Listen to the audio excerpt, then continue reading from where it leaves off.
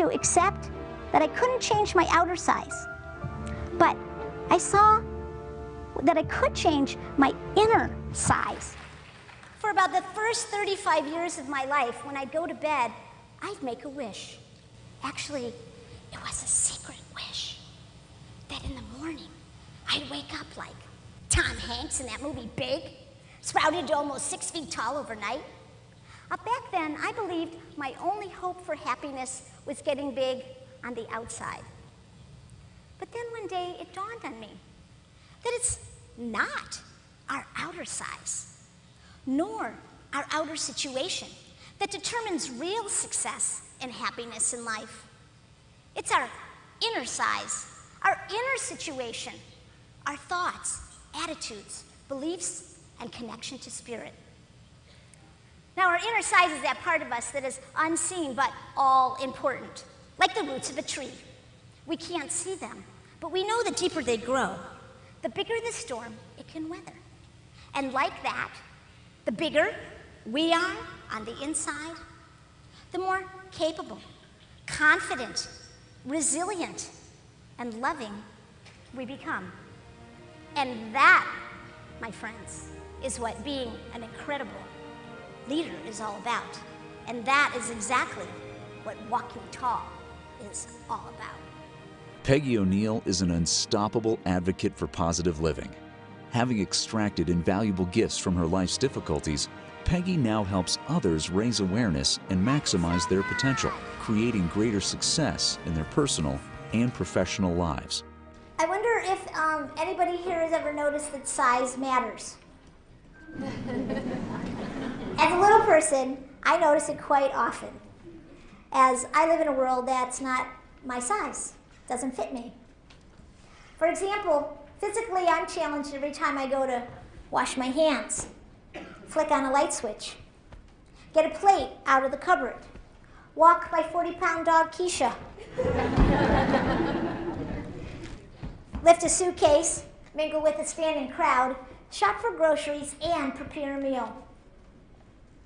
There are lots and lots of inconveniences for a little person, and I'd like to let the people at Disneyland know that in fact it's not a small world after all. Coming from the field of psychotherapy, Peggy works as an inspirational speaker, diversity trainer, author, and life coach. She's a featured speaker in the new self-help movie, The Opus, a sequel to The Secret. Her work focuses on empowering adults, teens, and kids to become more resilient, resourceful, respectful, and responsible. Inner smallness can actually have a devastating effect on us. Its impact in our life is huge. In a world of work, it can cripple us. It can make us feel scared. It can keep us from sharing our great ideas. It can keep us from saying what we really need to say, or asking for what we need to ask, or just really being present and contributing. I know that I'm not just a body and a personality, that there's something much, much deeper and greater and actually magnificent inside of me, something extraordinary. And the more that I live from that place, the more that I'm able to see inside of other people that they're extraordinary, that they're awesome, that they're amazing. And the more and more I live from that place, the more I see that each moment of my life is amazing and magnificent. That is the gift that's come out of my challenge. In all my years in business, I've seldom ever heard a speaker with the power and light behind Peggy's eyes. She touches everyone who hears her. Peggy will change your life. I've seen tons of America's top speakers, and your recent presentation clearly matched and exceeded those speakers with your combination of style, humor, and real-life experience. Peggy's personal life challenges provide audience members with genuine motivation to examine their limiting thoughts and beliefs, either real or imagined. They're also prompted to consider how their communication style may support or hinder their ability to get along with others, to sell, to manage, or to lead. The result is a breakthrough mindset, transformed thinking, and the capacity to choose more purposeful, beneficial thoughts, words, and actions. Let's say we want a raise. Let's say we want a better situation in our workplace. And we go and we throw fire at somebody. How likely is it that they're going to give us what we want? If somebody's offensive to me and I'm offensive back, it just doubles the fire, right? It just doubles the destruction.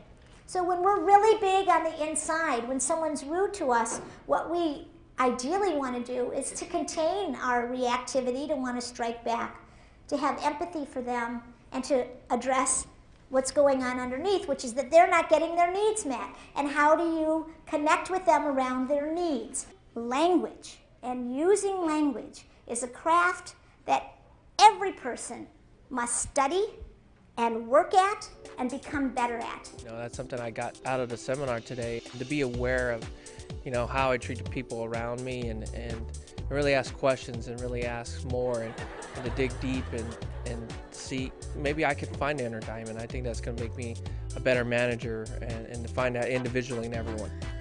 Peggy's topics include overcoming challenges, personal empowerment, celebrating diversity, and communication skills.